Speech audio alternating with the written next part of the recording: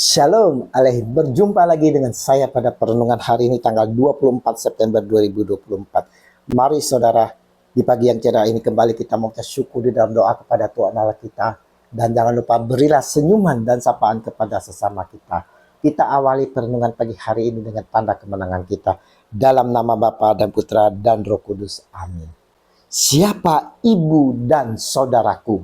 Bacaan liturgi hari ini diambil dari kitab Amsal 21 ayat 1 sampai dengan 6, dilanjutkan dengan ayat 10 sampai dengan 13, dan Injil Lukas 8 ayat 19 sampai dengan 21. Saudara-saudaraku yang terkasih di dalam Kristus, dari kita saudara mungkin masih ingat dengan berita di mana seorang anak yang menuntut ibunya ke pengadilan gegara warisan.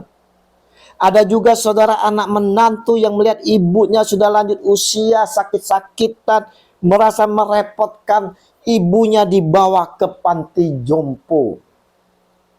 Dan masih banyak kasus-kasus yang sama dapat kita baca atau dengar dari berita-berita yang viral. Bagi kita yang waras, tentulah akan merasa miris, sedih saudara.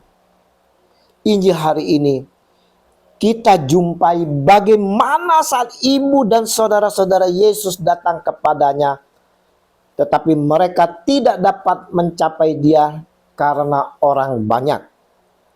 Orang memberitahukan kepadanya, ibumu dan saudara-saudaramu ada di luar dan ingin bertemu dengan engkau. Lukas 8 ayat 19 sampai dengan 20. Kembali saudara, kalau orang waras pastilah akan keluar sebentar menjumpai ibu dan saudaranya itu. Tetapi saudara, tidak dengan Yesus yang kita kenal akan ajaran kasihnya. Tetapi ia menjawab mereka, ibuku dan saudara-saudaraku ialah mereka yang mendengarkan firman Allah dan melakukannya. Lukas 8 ayat 21. Dan kalau kita baca pada Injil lain, mungkin sedikit kaget jawaban dari Yesus ini saudara, yaitu di Matius 12 ayat 48 dan Markus 3 ayat 33 yang berbunyi, siapa ibuku dan siapa saudara-saudaraku? Jawaban Yesus sungguh menghayat hati seorang ibu yang melahirkan. Bagaimana tidak saudara? Dia menjawab, siapa ibuku? Seolah-olah tak mengakui Maria itu sebagai ibunya. Saudara-saudaraku yang terkasih di dalam kasih Kristus, perlu diingatkan, Yesus tidak bermaksud mengabaikan atau menghina keluarganya, apalagi menolak ibunya. Sebaliknya saudara, ia ingin menyoroti bahwa hubungan spiritual lebih penting daripada hubungan keluarga fisik. Yesus ingin mengajarkan kepada kita bahwa orang yang sungguh-sungguh menjadi bagian dari keluarganya, keluarga kerajaan Allah, adalah mereka yang mendengarkan firman Allah dan melakukannya. Dalam pandangan Yesus, penting bagi seseorang untuk memiliki hubungan yang dekat dengan Allah dan hidup sesuai dengan kehendaknya. Iman yang hidup dan ketaatan terhadap ajarannya lebih penting daripada ikatan keluarga darah saudara. Seperti apa yang telah dilakukan sendiri oleh ibunya yang telah selalu mendengarkan firman Allah dan melakukannya. Saudaraku yang terkasih, Yesus mengajarkan bahwa kekerabatan rohani berdasarkan iman dan ketaatan lebih berharga daripada hubungan keluarga biologis.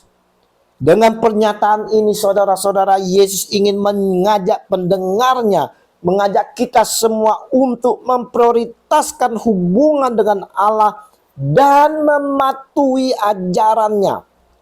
Ini adalah panggilan untuk menjadi anggota keluarga spiritual Yesus yang saling mendukung, mendengarkan firman Allah dan melaksanakan kehendaknya dalam kehidupan sehari-hari. Ini bukan berarti membenarkan dua kisah di atas yang menuntut ibunya ke pengadilan dan membawa ibunya ke panti jompo, saudara. Tidak, saudara. Kalau dua kasus ini berarti melanggar hukum Tuhan. Yang keempat, yaitu hormatilah orang tua. Tetapi ia menjawab mereka, ibuku dan saudara-saudaraku ialah mereka yang mendengarkan firman Allah dan melakukannya. Ayat 21. Yesus mau menekankan kembali pentingnya iman dan ketaatan terhadap ajaran Yesus Kristus sebagai faktor penentu kekerabatan rohani. Dalam hal ini, saudaraku, Yesus ingin mengajarkan kepada kita semua beberapa hal, kepada para pendengarnya, kepada saya dan saudara, yaitu yang pertama, pentingnya iman yang hidup. Saya ulangi, saudara, yang pertama, saudara, pentingnya iman yang hidup. Yesus ingin menekankan bahwa menjadi anggota keluarganya bukan hanya tentang ikatan keluarga fisik, tetapi tentang ikatan rohani yang didasarkan pada iman yang hidup. Ia mengajak pendengarnya, kita semua, untuk memiliki iman yang aktif dan hidup dalam hubungan dengan Allah. Yang kedua, saudara, prioritas hubungan spiritual. Dengan pernyataan ini, Yesus ingin mengajak orang untuk memprioritaskan hubungan dengan Allah di atas hubungan keluarga biologis. Ia menegaskan bahwa orang yang benar-benar menjadi keluarganya, yang benar-benar menjadi keluarga Allah, adalah mereka yang mendengarkan dan melaksanakan firman Allah. Yang ketiga, saudara, tindakan sebagai bukti iman. Dan ini pun sangat penting, saudara. Yesus menekankan bahwa iman yang hidup akan tercermin dalam tindakan dan perilaku sehari-hari. Mendengarkan firman Allah adalah langkah pertama, tetapi penting juga untuk melaksanakan ajarannya dalam kehidupan sehari-hari. Saudaraku yang terkasih, Regi hari ini, saudara, mau mengingatkan kepada kita semua akan hubungan kita dengan Allah. Diperlukan adanya ikatan rohani, di mana dalam ikatan rohani, saudara, hubungan kita kepada Allah perlu kita renungkan. Ini yang harus kita refleksi di dalam pribadi kita. Prioritas hubungan spiritual. Apakah kita benar-benar memprioritaskan hubungan dengan Allah dan menjalankan kehendaknya dalam hidup kita sehari-hari? Yang kedua, pentingnya iman yang hidup. Apakah iman kita hanya sebatas kepercayaan? Atau apakah itu juga menghasilkan perubahan dalam tindakan dan perilaku kita? Yang ketiga, saudaraku, kesatuan dalam keluarga rohani. Apakah kita berusaha untuk membangun dan memperkuatkan ikatan tersebut dengan mendengarkan dan melaksanakan firman-firman Allah, serta mengasihi dan melayani sesama orang percaya?